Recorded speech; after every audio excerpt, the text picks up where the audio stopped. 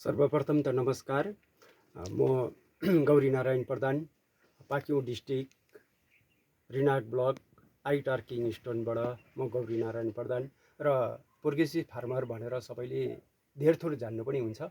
र मैले यो मौसम खेती गर्ने विचार गरेँ र पहिला मैले अब ट्रेनिङ पनि गरेको हो र यो पालि पनि अब हाम्रो हर्टिकल्चर डिपार्टमेन्टले यो मौसमको सिट ल्याइदिनु भयो र हामीले यसरी अब यो उहाँहरूले पनि ट्रेनिङ दिनुभयो र यो मौसम हामीले यस्तो प्रकारले लगाएको छौँ र यहाँ 40देखि लिएर 50 पटसम्म हामीले बनाएर यो मौसम खेती गरेको छौँ र यस्तै प्रकारले नै अब यो आउने गाउँले हाम्रो भाइ बहिनीहरूले पनि अब यो मौसम खेती गर्नुभयो भने यसमा धेरै लाभ हुनेछ र यो खेती मैले पहिला पनि गरेको र अहिले पनि मैले यो खेती गर्न चाहेँ र यस्तो प्रकारले मैले खेती गरेको छु र यो अब आज यो 10 दिन मात्रै भयो यो जुन प्याक गरेको र यो 20 दिनमा हामी यो प्याकबाट अलिकति यो प्लास्टिक हामी छेडछेड बनाउँछौँ।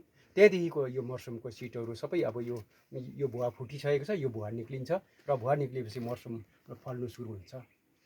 अनि यसको मार्केटिङ चाहिँ कता गर्नुहुन्छ तपाईँ? यो रिनोक बजारमा गर्नुहुन्छ कि यहीँ गर्नुहुन्छ?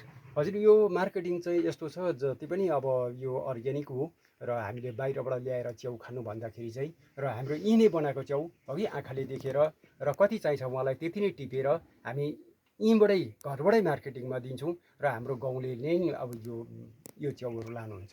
हजुर, यो अब च्याउ चाहिँ कति दिनमा चाहिँ निकाल्न सकिन्छ, फल्ने म्याच्योर हुन्छ यो चाहिँ? हजुर, म्याच्युर चाहिँ तपाईँको यो के अरे महिना दिन लाग्छ।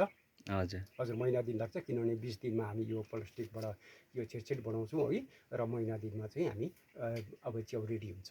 हजुर, भनेपछि तपाईँको मार्केटिङ पनि यही एरियामा नै ठिकै छ, राम्रो हुन्छ? कोलोनी अथवा आरिटारमै यो मार्केटिङ हुन्छ तपाईँलाई। अनि यति राम्रो खेती गर्नुभएकोमा विशेष हामी धन्यवाद पनि दिन्छौँ है। अनि जतिजनाले खेती गर्नु हुँदैछ र कतिजनालाई अझै सिक्ने मौका छ है, यो मसरुम ट्रेनिङ गर्ने अनि मसरुमको बारेमा जान्ने इच्छा छ भने पनि तपाईँले हाम्रो गौरीनारायण प्रधानसँग सम्पर्क गर्न सक्नुहुनेछ। हुन्छ, थ्याङ्क यू। हवस्।